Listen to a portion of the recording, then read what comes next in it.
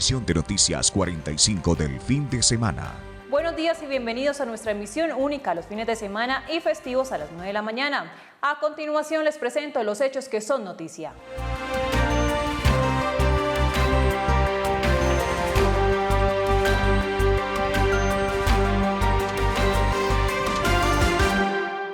En una operación conjunta con la Policía Nacional y la Fiscalía General de la Nación fue capturado alias El Flaco, cabecilla del Clan del Golfo, que estaba en el cartel de los más buscados por homicidios de líderes sociales en Antioquia.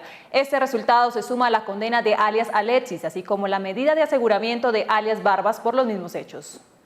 La Unidad Especial de Investigación logró confirmar que alias El Flaco habría participado en los homicidios de Wilder Elías Godoy Restrepo y León Humberto Alcaraz Godoy, expresidente y ex vicepresidente respectivamente de la Junta de Acción Comunal de la Vereda La Milagrosa de Santa Fe de Antioquia, hechos que ocurrieron en septiembre de 2019. Era requerido por las autoridades por los delitos de homicidio agravado y extorsión, y hacía parte del cartel de los más buscados a nivel nacional por el asesinato de líderes sociales y defensores de derechos humanos.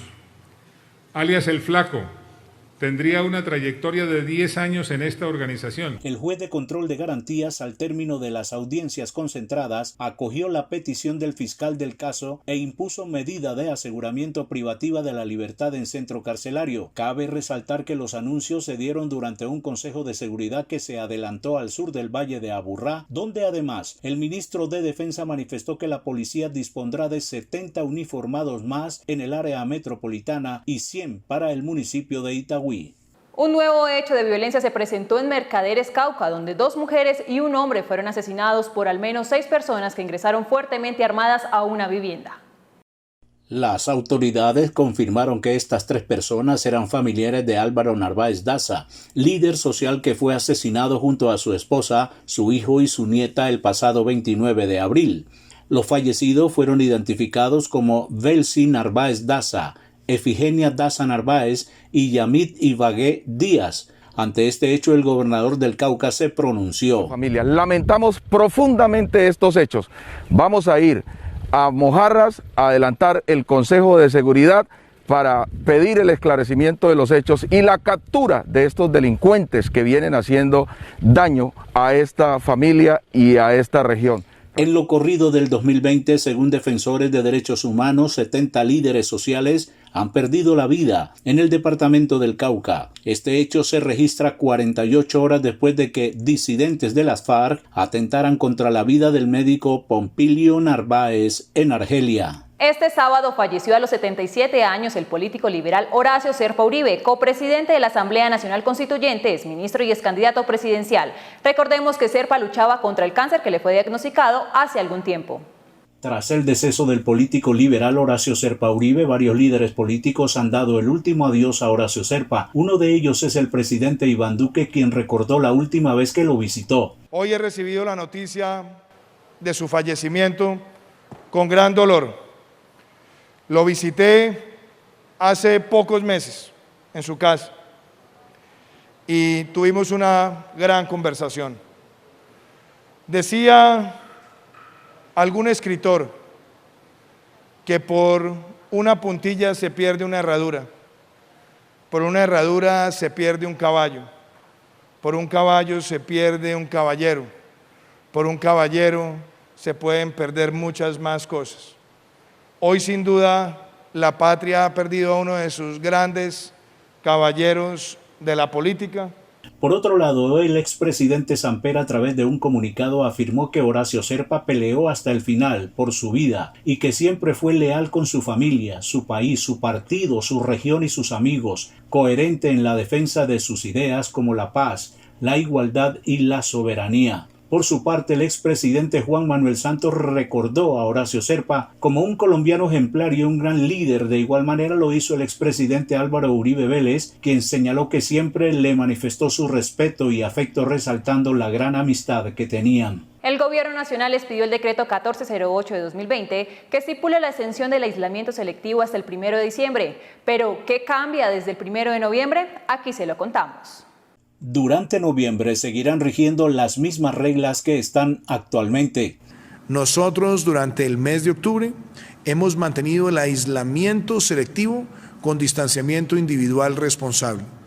Y hoy le he dado instrucciones muy claras al señor ministro de Salud, luego de haber escuchado a todos los expertos, de escuchar los comentarios del ministerio, para que emitamos un decreto a partir del 1 de noviembre, extendiendo hasta el 30 de noviembre el aislamiento selectivo con distanciamiento individual responsable, es decir, manteniendo la vigencia de las condiciones actuales. Estas son las actividades no permitidas: eventos de carácter público o privado que impliquen aglomeración de personas de conformidad con las disposiciones y protocolos que expida el Ministerio de Salud, los bares, discotecas y lugares de baile, el consumo de bebidas embriagantes en espacios públicos y establecimientos de comercio. No queda prohibido el expendio de bebidas embriagantes. Sin embargo, hay que aclarar que los alcaldes de los municipios y distritos podrán solicitar al Ministerio del Interior autorización para la implementación de planes piloto en establecimientos y locales comerciales que presten servicio de restaurante o bares para el consumo de bebidas embriagantes dentro del establecimiento o local, y para la realización de ferias empresariales, siempre y cuando se cumpla en todo momento con los protocolos de bioseguridad y las normas sobre aglomeraciones emitidas por el Ministerio de Salud, tal como ya ha ocurrido. El resto de sectores y actividades se pueden realizar cumpliendo con el respectivo protocolo de bioseguridad. Adicionalmente, los alcaldes en los municipios de alta afectación podrán restringir las actividades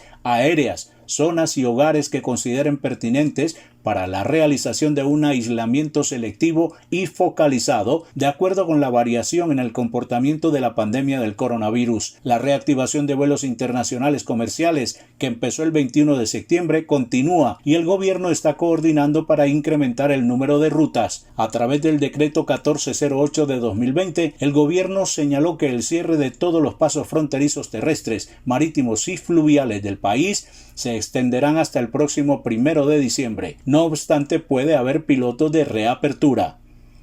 Tras el asesinato de Osvaldo Muñoz, quien fue asesinado dentro de un bus de Transmilenio por un grupo de hombres que intentaron hurtarle sus pertenencias, ha dejado nuevamente al descubierto el problema de inseguridad que vive el sistema de transporte masivo de Bogotá. El pasado 29 de octubre la capital se vio sacudida por el asesinato de Osvaldo Muñoz en la estación de Transmilenio de la calle 85 en Bogotá. Transmilenio S.A. se pronunció al respecto y expresó el rechazo frente a estos hechos de intolerancia. Además informó que las autoridades ya ofrecieron una recompensa de 20 millones de pesos para quien dé información con el responsable del siniestro. Este asesinato reveló el problema de inseguridad que vive el sistema de transporte de Bogotá y en general toda la ciudad. De acuerdo con cifras del distrito, durante el 2019 hubo más de 22.000 robos en las estaciones o buses de este sistema de transporte, representando un aumento de casi 7.000 respecto a las cifras de 2018. De acuerdo con los datos recogidos en las 10 primeras estaciones de la lista, se generaron 200 o más robos. En el grupo de las 10 primeras, 7 corresponden al centro y sur de la capital del país. Las 10 estaciones más peligrosas son Avenida Jiménez, Calle 100, Portal del Norte, Ricaurte, Calle 13, Ricaurte, Carrera 30, Universidades, Banderas, Calle 45, Portal del Sur, Portal Usme. La alcaldía de Bogotá informó que un grupo especializado de la SIJIN de la policía asumió la investigación por el crimen del pasajero. Las autoridades buscan al hombre del retrato hablado y a otros 3 sujetos sospechosos que harían parte de una banda de delincuentes dedicada al hurto en el medio de transporte. Diferentes emergencias se registraron en la ciudad de Cúcuta debido a las fuertes lluvias que se presentaron en las últimas horas. Inundaciones, deslizamientos de tierra y caída de árboles se presentaron tanto en zona rural como urbana de la región. En el sector de La Cabrera, las precipitaciones provocaron la pérdida de andenes que afectaron notablemente varias viviendas, las cuales presentan fallas estructurales. De acuerdo con los organismos de emergencia, más de 40 emergencias fueron atendidas en las últimas horas tras el aumento de las precipitaciones en esa región del país. Otros barrios de la ciudad también registran emergencias similares, como los sectores de Antonia Santos, Carora, El Páramo y El Tunal, donde se presentaron inundaciones y caída de árboles. La zona rural de la ciudad de Cúcuta también se ha visto seriamente afectada, al punto que se encuentra incomunicado el corregimiento de Ricaurte por un deslizamiento de tierra que bloquea la vía de acceso a ese lugar. Necesitamos atención inmediata por parte de la alcaldía y de la Oficina de Gestión del Riesgo, porque estamos sin paso. No podemos salir ni entrar alimentos al corregimiento expresó uno de los habitantes afectados. El Cuerpo de Bomberos Voluntarios de Cúcuta ha realizado constantes recorridos por las zonas afectadas con el fin de determinar el estado de las personas que registraron afectaciones en sus viviendas y quienes exigen la atención por parte de la administración municipal, teniendo en cuenta la posibilidad de que tengan que ser reubicados si persisten las lluvias. Finalmente, las autoridades ambientales hacen monitoreo permanente de los caudales de los ríos Zulia y Pamplonita, los cuales han aumentado debido a las fuertes lluvias en las últimas horas.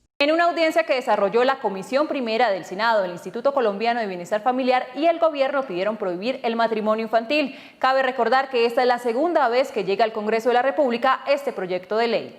El proyecto de ley que comenzó el trámite en el Senado de la República tuvo que volver a ser radicado el 20 de julio, debido a que en el periodo pasado se hundió, puesto que la mayoría de congresistas consideró que se trataba de una propuesta de carácter religioso. En esta ocasión, el Instituto Colombiano de Bienestar Familiar y voceros del Gobierno Nacional participaron en la audiencia que se desarrolló en la Comisión Primera del Senado, en la que solicitaron la aprobación de este proyecto de ley, en la que argumentaron los problemas sociales que está ocasionando las uniones a temprana edad. Carolina Salgado, alta consejera presidencial para la niñez, manifestó durante su intervención que el 55% de las niñas que tuvieron embarazo adolescente fueron víctimas de violencia sexual en su primer año de unión, por lo que esto afecta el desarrollo integral de un niño o adolescente. Por otro lado, durante su intervención, Lina Arbeláez, directora de Bienestar Familiar, explicó por qué se debe prohibir el matrimonio infantil. El componente de matrimonio infantil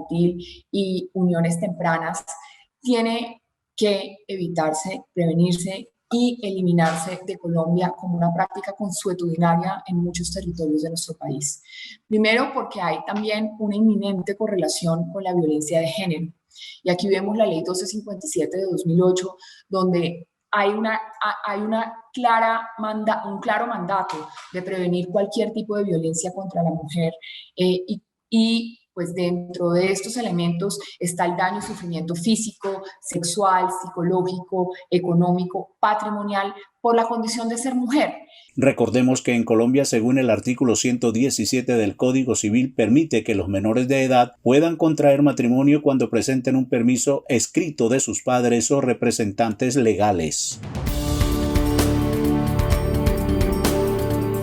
El primer ministro británico Boris Johnson anuncia un confinamiento de un mes para Inglaterra. Desde el próximo jueves hasta el 2 de diciembre, la decisión se tomó por el aumento de contagios de COVID-19. Este sábado, a través de una rueda de prensa, el primer ministro británico Boris Johnson expresó que el coronavirus está fuera de control, puesto que el Reino Unido superó el 1.000.000 de casos. Ante esto, confirmó un segundo confinamiento en Inglaterra, por lo que los ciudadanos solo podrán salir de casa para comprar comida, acudir al médico, hacer ejercicio o ir a trabajar si les es imposible hacerlo a distancia. También expresó que todos los comercios no esenciales y los locales de ocio tendrán que cerrar, pero a diferencia del primer confinamiento, guarderías, escuelas y universidades permanecerán abiertas. Sin embargo, las medidas serán debatidas y votadas por el Parlamento el miércoles. Cabe resaltar que esta medida pone fin a la estrategia de restricciones locales por la que había apostado el gobierno.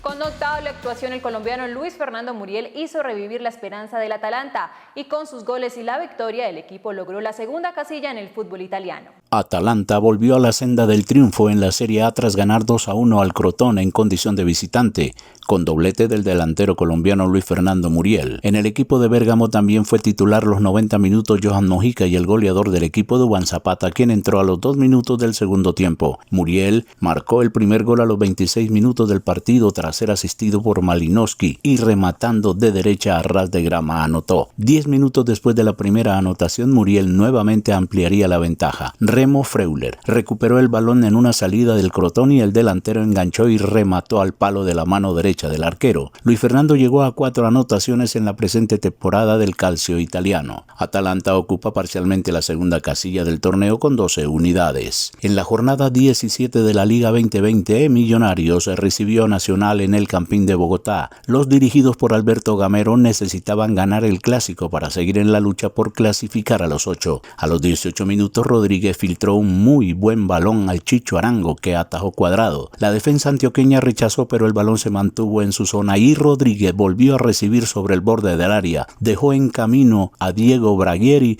y definió cruzado. Al final el VAR definió una jugada como pena máxima de la que se hizo cargo del Valle. Aunque José Fernando Cuadrado atajó, el rebote cayó en el goleador que definió en segunda instancia a placer. El tercero fue de Cristian Arango, con el que Millo cerró la goleada al verde de la montaña. 3-0 fue el marcador final. El técnico del Everton, Carlo Ancelotti, confirmó que el colombiano James Rodríguez será baja del club este fin de semana para el partido contra el Newcastle en la Liga Premier. Tiene un pequeño problema, necesita descansar y estará disponible para el próximo partido, dijo el director técnico.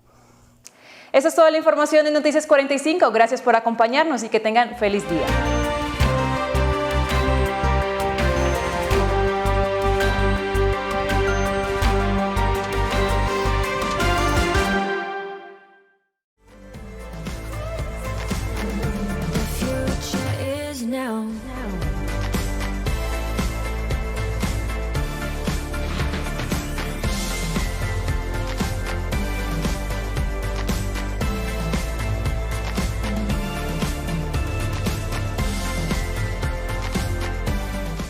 Ventana de información. Buenos días, me llamo Gregorio. Entretenimiento y de opinión. Puede almacenar en soporte digital. Un nuevo espacio donde tú tienes la palabra. Los pacientes contagiados se han recuperado. En 45 TV tendrás mucho más. 45 TV. Somos parte de ti.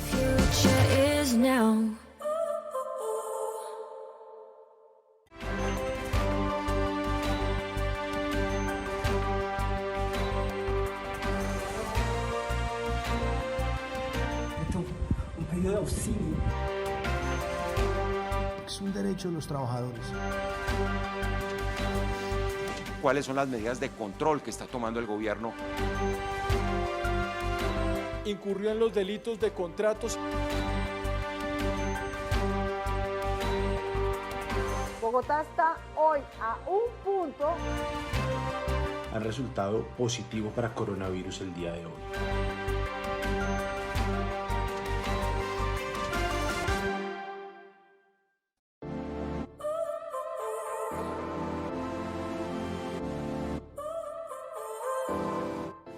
Creamos nuevo contenido digital para tus redes. En 45 TV tendrás mucho más. The lights went out 'cause you kept cutting the cord, and I started to fade into your gray. See, I finally opened up my eyes, and I saw me coming back to life. That I'd be better without you inside. Día de Medellín desde el pasado 27 de enero para hacer frente a los efectos de la COVID-19.